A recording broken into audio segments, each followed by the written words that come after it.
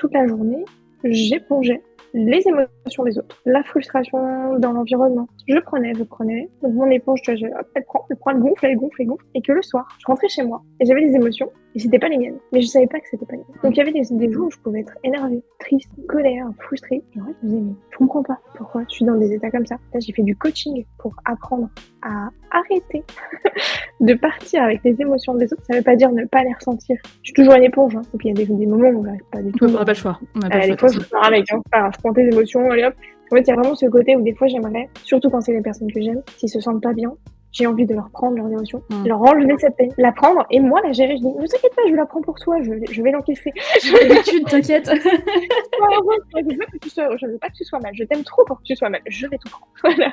Et du coup, pour ma part, j'ai fait beaucoup de coaching pendant presque une année pour apprendre de passer à ce que ma coach appelait l'empathie humide et l'empathie sèche. L'empathie humide, c'est qu'effectivement tu prends et tu gonfles et t'as ton éponge et tu en parles avec, alors que l'empathie sèche, c'est tu comprends, tu te mets toujours autant à la place des autres et tu ressens autant leurs émotions, mais pour autant, tu ne pars pas avec le soi. Chacun a son processus pour arriver à faire ça. Il n'y a pas une recette magique. Mais moi, ça m'a beaucoup aidé de juste, si je me sentais dans un état comme ça, me dire, ces émotions sont-elles à moi? Ça m'aide à me dire, ah bah celle-là, je suis pas sûre. Et à la laisser partir plus facilement. Et je pense que quand on est enfant, on est des éponges. Beaucoup. Tellement.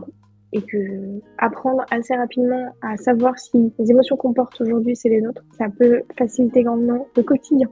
C'est ça. Et je pense, moi, c'est vrai que je m'en suis rendu compte quand je suis devenue maman et que mes émotions sont devenues ingérables. C'est là que je me suis rendu compte qu'en fait, on avait absolument zéro, enfin, en tout cas, moi, je n'avais reçu aucune éducation sur les émotions. Qu'est-ce que c'est une émotion? À quoi ça sert? Comment on les reconnaît? Et donc, du coup, la seule chose que j'avais appris, c'était à les cacher.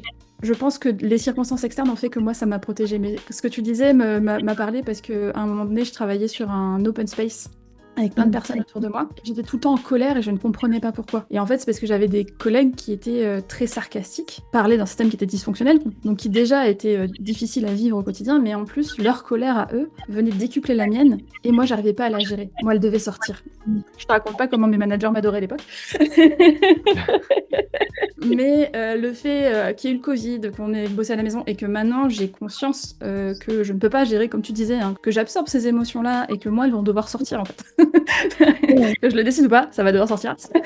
Donc, le fait d'en avoir moins et de gérer la quantité de choses que je prends, ça m'a énormément aidé. Mais c'est marrant parce que moi, du coup, le travail a plus été sur la reconnaissance des émotions que sur ce côté éponge, même si en fait, il y est, maintenant que tu en parles, en fait, je le savais en fait. Et la fatigue que ça crée. Et quand tu t'en rends pas compte, en fait, tu te dis, mais je vais pas. En fait, il y a un problème dans ma tête. Quelque chose ne fonctionne pas chez moi, je ne sais pas ce que c'est.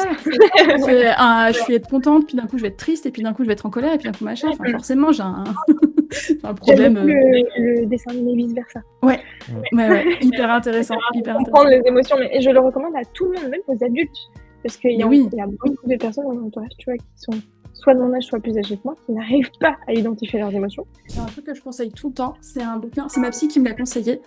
Enquête des modes d'emploi, il y a 3 tomes, j'attends le 4 avec impatience. Il y a des explications, alors moi je suis plutôt très scientifique, psychologue, enfin psychologie, etc. Donc j'aime beaucoup les trucs hyper cartésiens. Là il y a des trucs qui sont des fois un peu ce que j'appelle un peu youhou, avec des explications, un peu d'énergie, de machin. Mais en fait c'est hyper sympa pour apprendre à visualiser quand t'es pas dans la technicité du truc. Ça a été fait avec des psychologues, des psychiatres, etc. Donc c'est une vraie enquête, mais c'est hyper intéressant pour les adultes. Ça t'apprend à reconnaître tes émotions, ça t'apprend à apprendre à les gérer, comment tu les, etc. Au top. Donc voilà.